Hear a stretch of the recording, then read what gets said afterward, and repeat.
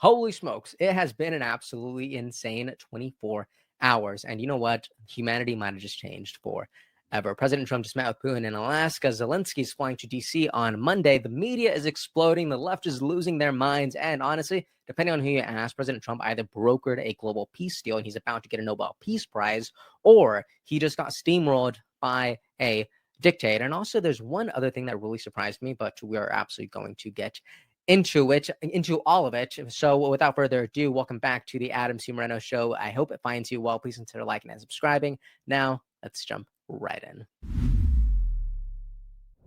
So last night, President Trump stood with Putin and essentially did more to bring forth a conclusion to this conflict between Russia and Ukraine than literally anyone else has on the planet. And the world went quiet with this tweet.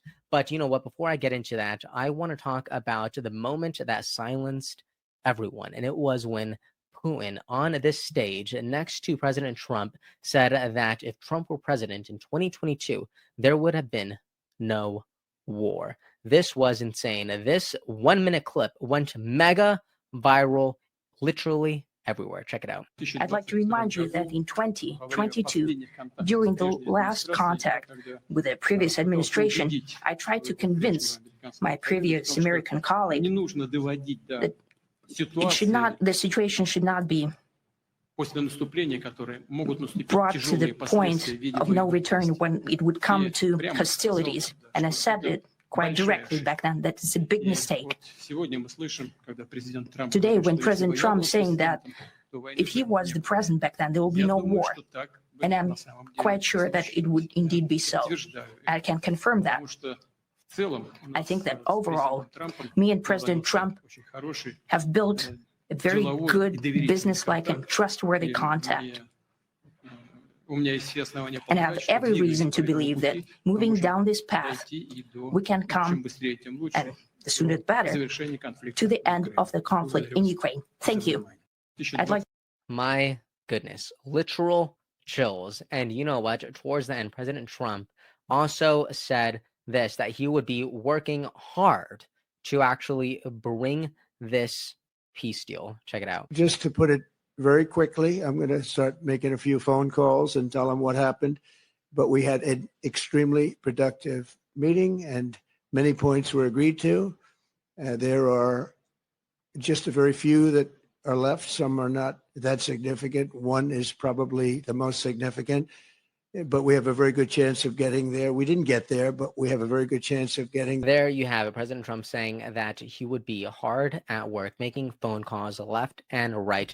And you know what? This is what he posted at 4 in the morning, because this man literally does not get an ounce of sleep, which is ridiculous. But I will read this. President Trump says, a great and very successful day in Alaska. The meeting with President Vladimir Putin of Russia went very well, as did a late night phone call with President Zelenskyy of Ukraine and various European leaders, including the highly respected Secretary General of NATO. It was determined by all that the best way to end the horrific war between Russia and Ukraine is to go directly to a peace agreement, which would end the war, and not a mere ceasefire agreement, which oftentimes do not hold up. President Zelenskyy will be coming to D.C., the Oval Office, on Monday afternoon. If all works out, we will then schedule a meeting with President Putin. Potentially, millions of people's lives will be saved.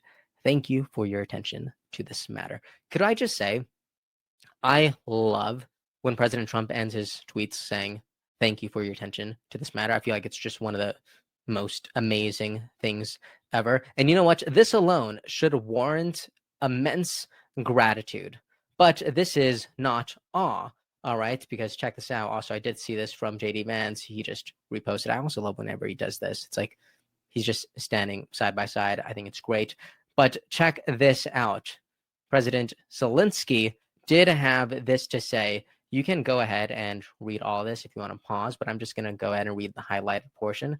He says, we support President Trump's proposal for a trilateral meeting between Ukraine, the USA, and Russia. Ukraine emphasizes that key issues can be discussed at the level of leaders, and a trilateral format is suitable for this. On Monday, I will meet with President Trump in Washington, D.C. to discuss all of the details regarding ending the killing and the war.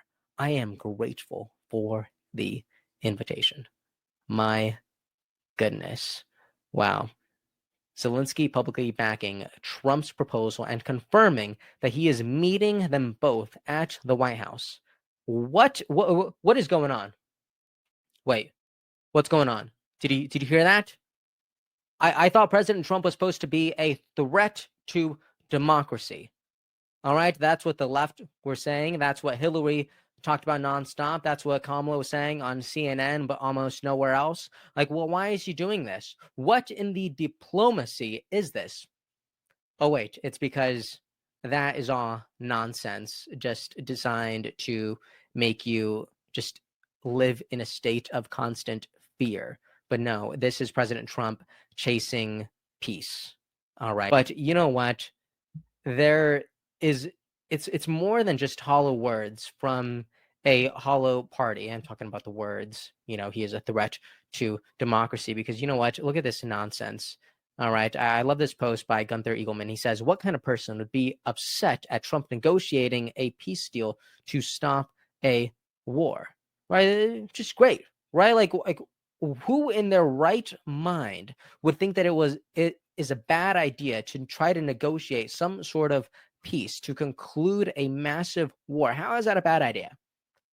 All right, look no further. I'm going to show you guys. Harry Sisson then enters the chat. He says, Donald Trump got steamrolled. No deal, no peace, no nothing. Putin played Trump like a fiddle. Imagine saying that there was no peace or no nothing after a summit about peace.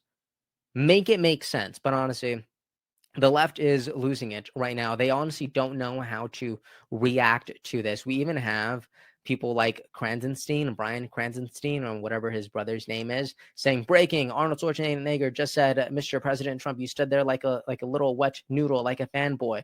Guys, this video is from 2018. Like, this is more than misinformation. This is just designed to make people upset. This is rage bait at its finest. It is ridiculous. And you know what? They're also making fun of the way that Trump is walking. All right. Look at this. It's almost like they don't know what else to do. They have nothing. Look at this. Midas Touch is saying Trump struggled to walk in a straight line as he went to greet Putin. This has been viewed almost 12 million times. Absolutely ridiculous. This is what they're resorting to, which is just dumb, given the fact that President Biden also had his fair share of his inability to walk. Look at this. Yep, this is, granted, President Biden is on sand. All right. I don't like making fun of old people because their joints aren't as strong. Like, I feel like that's just not fair. But let's not talk about how people are walking. Let's talk about what people are doing, as in trying to broker peace here. All right. This is great. And I think this should be celebrated. And you know what else should be celebrated? Check out what I just saw. All right. I thought this was great. While the left is losing their minds, we also have some beautiful words from our amazing First Lady. Sauce from MAGA Voice. They write, breaking, First Lady Melania Trump just sent a very powerful letter to Putin. In protecting the innocence of these children, you will do more than serve Russia alone. You will serve humanity itself. I have chills reading this. All right, so I'm just going to pause it here if you wanted to go ahead and read this. It's a very beautiful letter. All right, so I think I do have some chills while reading this. It is very, very heartfelt. Anyways, that is the video. Whether you love Trump, whether you hate Trump, I will say this. If he actually helps broker a real peace deal, and there are still some lunatics out there who want this to fail, they want President Trump to fail, they don't want peace between Ukraine and Russia, I'll say this. You need to go and touch some grass. Okay, just my thoughts, but I would love to know yours. Okay, let me know what you agree with. Let me know what you disagree with in the comment section, and I will see you all next time. And if you made it this far, please consider liking and subscribing, and have a great rest of your day. Episode's over already? Geez, that was fast. Well, they say beautiful things do not last forever, but feel free to watch and listen to another one of these episodes if you're interested in those conversations as well. Also, this next part is huge. Make sure to obliterate that like and subscribe button and turn on the notification bell so you never skip a beat. I also have a newsletter where we dive into the news, politics, and ideas that shape our future. If you're interested in signing up, I'd really appreciate that. Anyways, that's the end of this episode. Thank you so much for watching and listening, and I'll see you next time.